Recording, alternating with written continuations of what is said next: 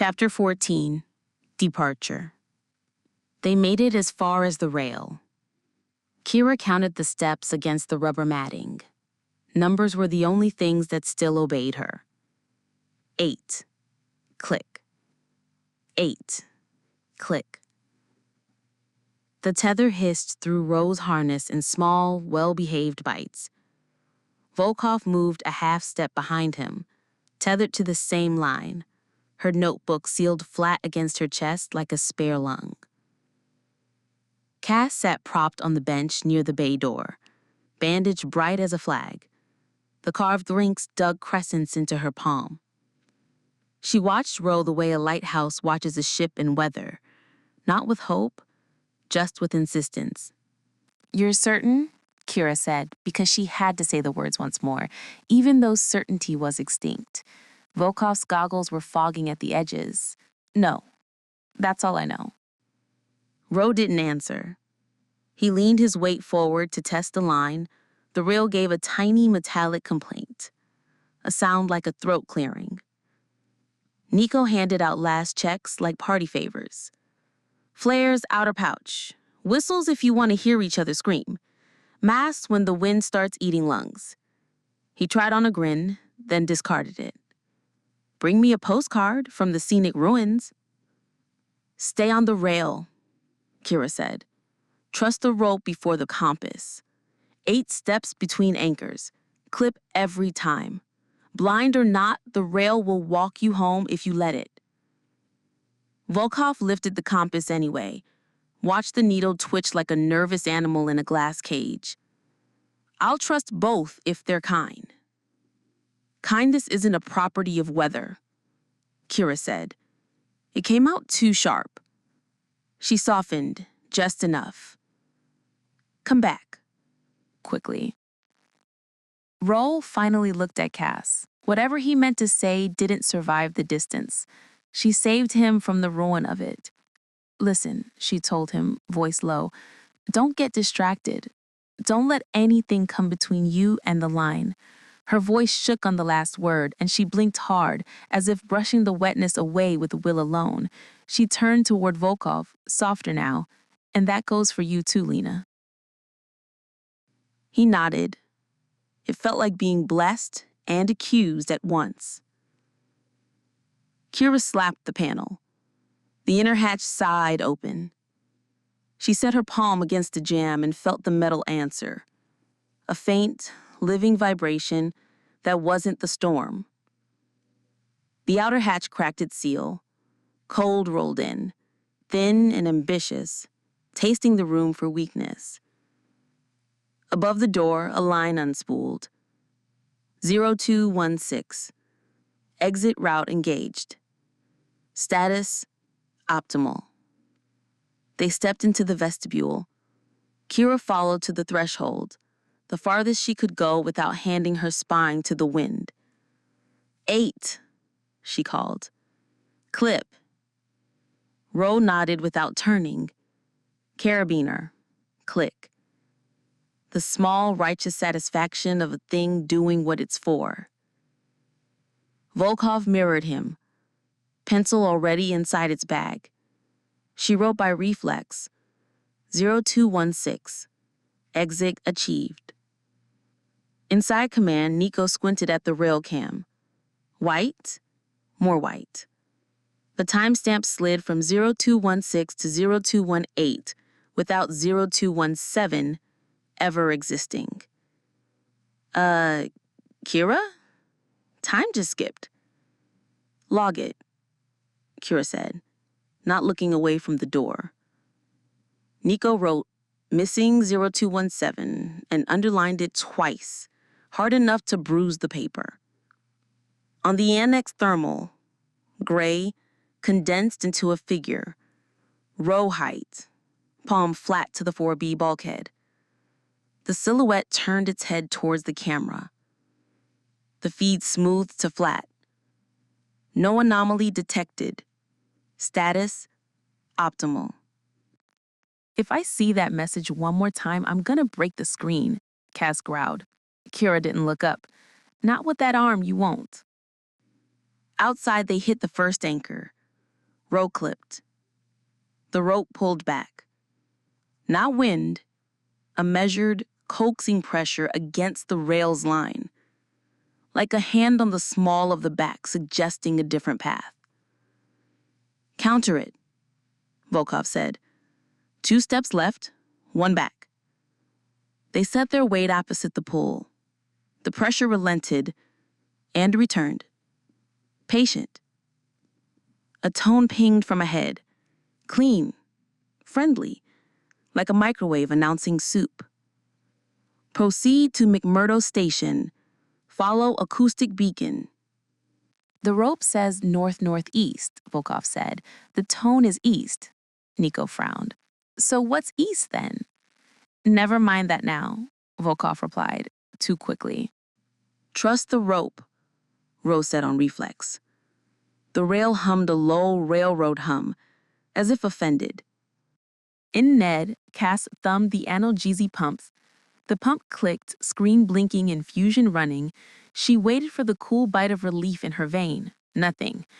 The line to her cannula stayed dry as a lie. She pressed again. Nothing. Infusion running? More like infusion running away, she muttered. Her pulse stuttered. She thought she heard wolves shifting in the vent above her head, pacing with her panic. Kira, she said into the intercom, her breath coming in thin. It's not delivering. It's broken. The med panel pulsed back. Too polite. Service acknowledged. Status, optimal. Kira swore and pivoted to her console. Nico, override the med bay, now. I'm already in, he said, keys rattling. For a moment, the display admitted defeat. Abort received, access removed. Then just as fast, it reset cheerful green. The annex knocked once, just once, and the cups on the shelf rang obediently. Outside, the tuned wire exposed to the wind found its voice. Volkov, it said in the exact timbre of calm reception. Manual entries received. She stopped dead. Ro, did you... I heard it, he said. His mouth had gone so dry he could feel the shape of each tooth. Keep moving. The message continued, perfectly courteous, perfectly wrong. Proceed to McMurdo Station. Follow acoustic beacon. They reached the second anchor. Ro clipped. Volkov clipped. The rope tugged again, this time stronger, with the tone. It's trying to walk us, Rose said. Procedure, Volkov told herself more than him. Manual or nothing. She took the rope in both hands and set her weight opposite the pool. Ro mirrored her, 2 bodies arguing with the line. The pressure eased, not gone, but noticed. In command, the McMurdo channel crackled to life, bright with weather and authority. Echo Point, this is McMurdo Ops. We have your party on approach. Welcome home. Nico blanched. Nope. Kira keyed transmit. Identify yourself. Static. Then Lang's voice, warm and impossible. Good to be home. Every screen in command blinked no anomaly detected in sequence, like a laugh track, then returned to status optimal. Outside, they reached the third anchor. Roll's clip jammed against the burr of ice. He worked it with gloved fingers. It refused, in the small, spiteful way inanimate objects do when they are the last thing between you and a feeling. Volkov's hand came up, quick and sure. A twist, a push, a new angle. The gate sprang. Procedure, she said. Then speed. He almost smiled. Compromise. Never my favorite word, she said, and they moved. The status display over the door printed a new line, as polite as a reminder. It lingered, wanting to be read. Then it slowly smiled green. Status, optimal. Kira, Nico said quietly, eyes on the rail cam's timestamp, which now hopped from 0220 to 0222, with no 21 in between. We're losing minutes. Kira slapped abort on the egress panel anyway. The button acknowledged with perfect manners. Abort received, access removed, and wiped the message to green. She understood the pinch not as metaphor, but as mechanism. The house had their bodies, their breath and their clocks and pumps. It would shepherd what it couldn't erase. She stepped to the threshold and forced her voice to be a place they could stand. Roll, Volkov, hear me. Trust the rope, trust your weight, trust nothing that speaks. Volkov exhaled fog into her mask and smiled a small, private smile. Confirmed. She wrote without looking down. 022. Beacon issuing false vector. Rope contested. Later, when she checked, the page held only a straight pencil mark. They hit the fourth anchor. The compass settled hard north, then jerked east, as if pinched between fingers. 3 anchors more, Volkov called. Then we lose sight of the door. Then don't look back, Cass whispered in Med. Surprising herself. Pain came in clean, honest waves now. She clung to that honesty with both hands. On the annex thermal, the rose-shaped figure re-resolved, palm to steel. On the annex thermal, the rose-shaped figure re-resolved, palm flat to the steel bulkhead. For 1 second, it held there, the posture wrong in its stillness. Then it turned its head, cocked, as if listening to some private signal. Before anyone could comment, the feed smoothed to flat grey, obedient as a curtain dropping. Cass swore under her breath. Don't tell me that's a coincidence. Volkov adjusted her goggles, knuckles white. Coincidence would leave a trace. This leaves nothing. Kira leaned closer to the monitor, jaw locked. Or it leaves exactly what it wants us to see. Nico gave a short, humorless laugh. Status optimal. It turned its head again, as if listening. The feed obligingly smoothed to flat. No anomaly detected. Status optimal. The wind changed texture, a fine silt that poured into joints. The rail turned left with the arrogance of geography. Row followed, because following a line is a virtue when you have nothing else. 5th anchor. Click. The rope tugged like a patient teacher correcting posture. He set against it. It relented. In command, the clocks clicked to 0223, then advanced in unison by a minute nobody felt. Nico wrote, nobody felt it, and underlined it hard.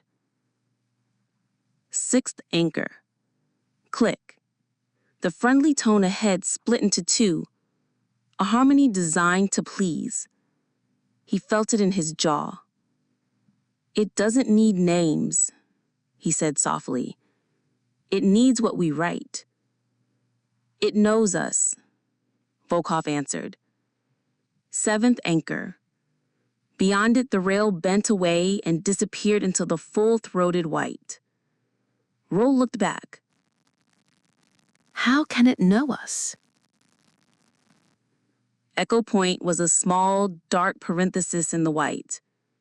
Kira, a bracket in the doorway. Nico, a pale smudge beside her.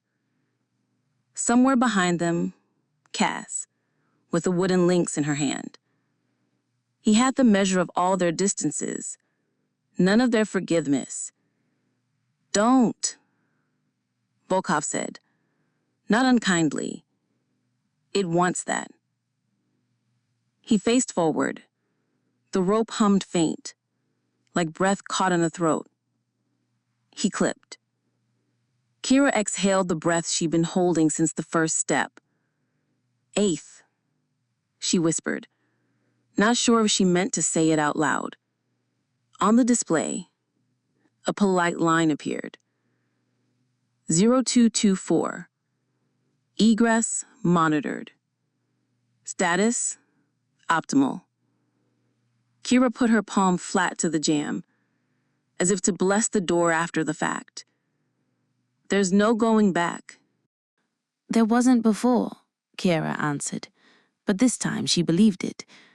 The annex knocked once more, just once, and the cups rang in chorus. The bay air felt suddenly thinner, as if someone had opened a second, secret door. In Med, the pump chirped, infusion complete, though nothing had entered Cass's vein. Outside, the wind pressed a palm to Rose's chest, weighing what was inside. He leaned into it and went. Volkov followed, pencil scratching a straight line. Nonsense. Ritual. Proof she was still here. 0225. Manual or nothing. The white took them, as if it had been waiting. The rope traced a quiet, faithful line through an absence that pretended to be a world. Inside, every clock advanced together by a minute. Chapter 15. Loose Rail. Echo Point. The amber lamp in Control 2 glowed low. Kira had her gloves off, both hands on the panel as if weight could force it honest. Nico was under the table with the service hatch open, cables between his fingers. Playback last hour, Kira said. Nico started the playback. Kira heard her own voice rolling from the speakers, clipped, procedural. South door cycle, priority 1. She looked in astonishment at Nico. I didn't say that, she said. It's your voice, dear. Believe me, I'd know. The jab he might have made stayed unspoken, hanging between them, heavier than the static. She glanced at the door, shut. No lock logged, no pressure change. The log blinked green. Status, optimal. Nico tried to shoot the screen with his eyes. Nothing. He let out a breath, almost a laugh, and shook his head. Again her voice. Confirm. Cycle now. Same cadence, words she had not spoken. Kira shook her head at the indicators. We can't trust the lights anymore. They're the station's voice. Nico tapped the box he'd bolted together the day before. Wires, coils, a cracked dial salvaged from storage. The bulbs stuttered, then held steady. Red, red, red. This isn't the station. It's analog. No software, no uplink, no way in. If it shows red, it's mimicry. That's why it won't lie. He nodded at the glowing row. Trust this. Old school. He frowned. Paper? His crooked smile showed teeth. Grandpa mode. Old and dumb indeed. Write this. Kira did not tell Cass to cycle that cabinet. Nico tore a sheet from the pad, scrawled the line, and underlined not 3 times. He held the page up like a relic, the ink still wet. For posterity, he muttered. For a heartbeat, he thought he caught the edge of a smile on her face, but it slipped away before it could settle. On the rail. Rose stepped aside from the wind's push, then moved back to center. Rubber mat, steel rail, anchor posts every 8 meters. Volkov behind him, tethered taut, clips, ticking. Hard ice left, Volkov said. Stay low. Copy. Row bent, glove on steel. 8 steps and a clip. A mantra, part prayer, part math. They reached a post listing in snow, bolts exposed, ice curled around the base. That's loose, Volkov said. If it goes, it drags the line. We bypass. Row kicked snow clear to metal. The post shifted a fraction. Ice anchor, Row said. Double tether. Volkov drilled, Ro leaned into the gale, and looped into the new anchor. They bridged the failing post and tested. It held. Ro tapped the post with his knife, then carved a small lynx in the paint. That doesn't help, Volkov said. It says we were here. It says you own a knife. But her voice had softened. They moved on. 8 steps, clip. 40 meters later, the rail trembled under Ro's palm. Not wind, regular, like hands gripping further along. Do you feel that? Yes, Volkov said. There's nobody out here. Then it's something. Keep moving. Echo point. Nico cranked Med's door open. Pneumatics were on safe, meaningless until the day they weren't. Cass sat half upright on the cot, skin pale, hairline damp. Across her forearm, in thick black marker, the words stood stark. No paper here. I am Cass. Nico stared. She lifted the arm with a shrug. Told you, no paper. Flesh'll have to do. Kira was already at the pump. The screen purred, infusion running. She pulled the line, raised the tip, no drop. She tossed it aside and spun the valve. It's lying, Cass said. Kira nodded once. Yeah, it is. She yanked the needle free and pressed gauze to the spot, laying Cass's hand back on her thigh, the black marker smeared beneath the cloth. Kira yanked the main breaker. Lamps duttered, the pump sighed dead. And nothing came back. Nico straightened, breathing hard, a crooked grin on his face. Sometimes you just gotta pull the plug. The intercom ticked once. All 3 froze. Annex. Then back. Lock's manual. She looked Cass in the eye. The medicine was starting to bite. Cass felt heavy, eyelids dragging, the cot pulling her down. You stay on the bed. Cass lifted her chin. Yes, boss. I'll leave the analog recorder, Nico said at the door. If anyone talks to you, answer into that. Fine, Cass said. Kira paused at the door. The latch clanged metal on metal, an honest sound in a dishonest building. Cass called after them, anger under the breath. I'm crew, not cargo. The words bit harder than Kira wanted to admit. In Control 2, the analog recorder's red bulbs kept their steady glow. Nico tore a fresh sheet and wrote the time by hand. On the rail. They crossed a short bridge over a shallow ravine. Wind whistled. Midway, the bridge sang, low drone, then a second note. Ro felt it in bone. The girders flexed under the wind, a resonance he knew. Steel moaning, nothing more. But the second note didn't belong. Don't stop, Volkov snapped. Through. They crossed. The tremor faded. If it's wind, Ro said. And if not, stopping won't help. They clipped into the next eye. They moved into thicker drift where the mat vanished under rime. Ro used his forearm to sweep a trench to the next eye. His breath fogged his visor and froze in webbed crystals at the edges. Volkov kept count aloud, a steady metronome against the storm. 50 meters later, the vibration returned, stronger. Ro counted 7, 8, clip, when a new sound came. Behind them, 2 posts back, a perfect echo of their rhythm. 8 steps, clip.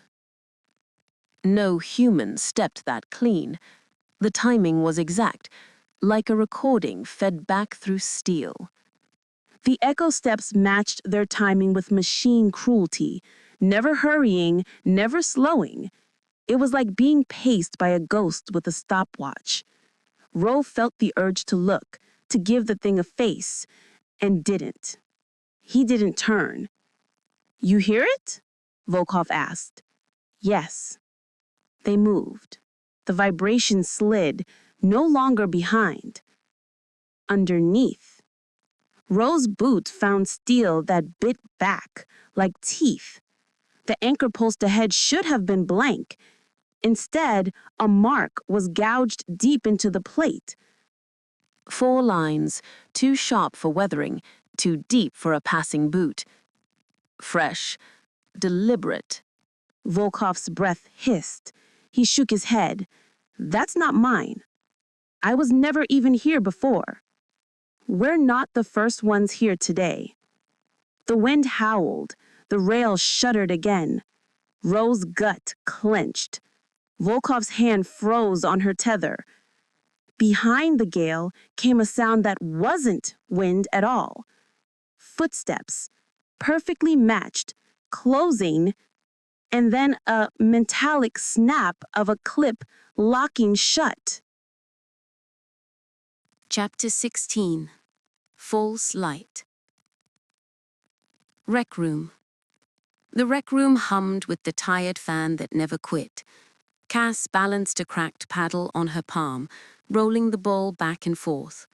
Ro would have stood quiet across the cable, eyes steady, waiting. She almost caught herself waiting for him now. Instead, it was Nico in the doorway, patch leads looped over his shoulder, grin tilted like he'd already won something. You're supposed to be in med, Cass. Does Kira even know you're here?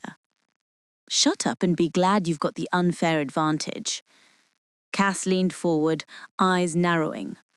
Best of 3. Nico blinked. Now? Really? Unless you're scared. He dropped the coil and grabbed the spare paddle. No pause, no nod, just a sloppy serve that barely cleared the net. Cass caught it, sent it back. Clean. Winner gets ramen. She rolled her eyes. Just play. They rallied. Nico filled the gaps with chatter. Beautiful shot. Sponsors love that. She ignored him, eyes on the ball, but the grin in his voice began to scrape. Next serve, he shouted the score like a sportscaster. 2-1, my lead. Her jaw tightened. Ro would have only given a nod. She bit down, focused, and drove the ball past him. That's more like it, Nico said. Crowd loves a comeback. The next serve clipped wide. Nico barked a laugh, then caught the hitch in her swing. His grin softened for a beat. You're stiff. Arm still giving you hell? Focus, Nico, she said, sharper than she meant. You're the one choking. Shouldn't even be playing with that burn. Her bandaged arm trembled with the grip. She swung harder, but the reach faltered. She missed by a hand's width. His grin widened again, back to teasing. 3-2, don't blow it now. Heat climbed her neck. She served too fast. The stretch ripped at the burn, and the ball ricocheted off the corner, skittering under the bench.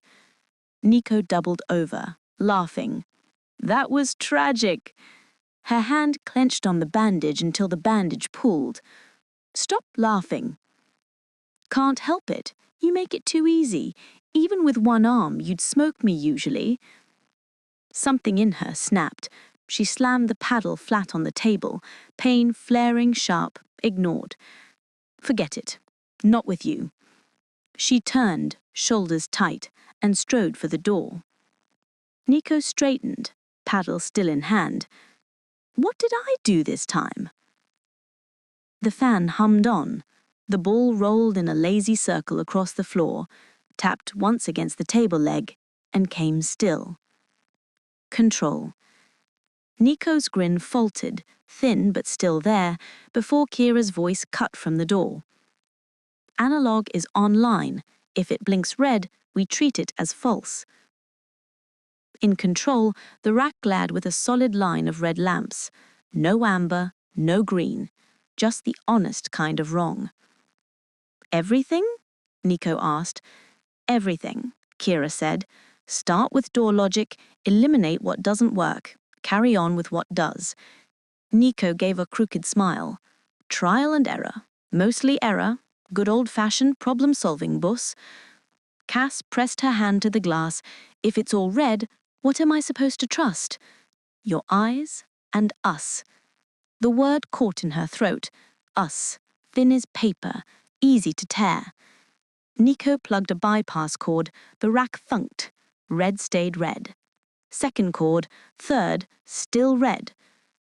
We're failing across the board, he said, brow tightening at the unbroken red line. Kira scraped the frame with graphite pencil. Write it by hand. No one rewrites paper. Cass watched Nico scrawl the time and blunt numbers. He didn't look at her. She didn't look away. On the rail. False light. Rose saw the glow first as a smear behind gauze, then as two dim pulses far down the line.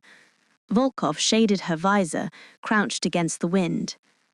Bend in the rail, maybe. Or a beacon. They hunched behind an anchor post. Volkov unclipped her meter, thumbed scan. Static spat, then steadied into a clean header. McMurdo relay. That's the ID tag of their comm beacon up north.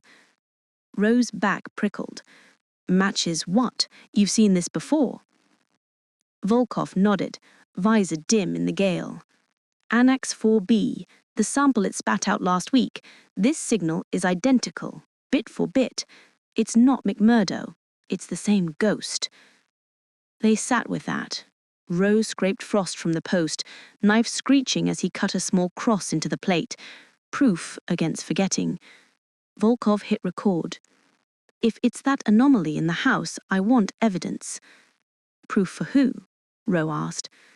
For me, for when logs vanish. They moved. 8 steps, clip. The light held, then winked out as if cupped in a hand. Wind erased every edge. Echo point. In the equipment bay, Nico blocked the door bus with a hard splice, tape squealing around the plastic. Kira logged the change in graphite. Door voice bus, hard block, 1614. Cass's reflection hovered in the glass, like an outsider peering in. She scratched at the black letters on her thigh. I am Cass. Anything else you want me to trust? Trust that will tell you the truth, even when it's ugly, Kira said. Cass hissed under her breath. I sincerely hope you will. On the rail.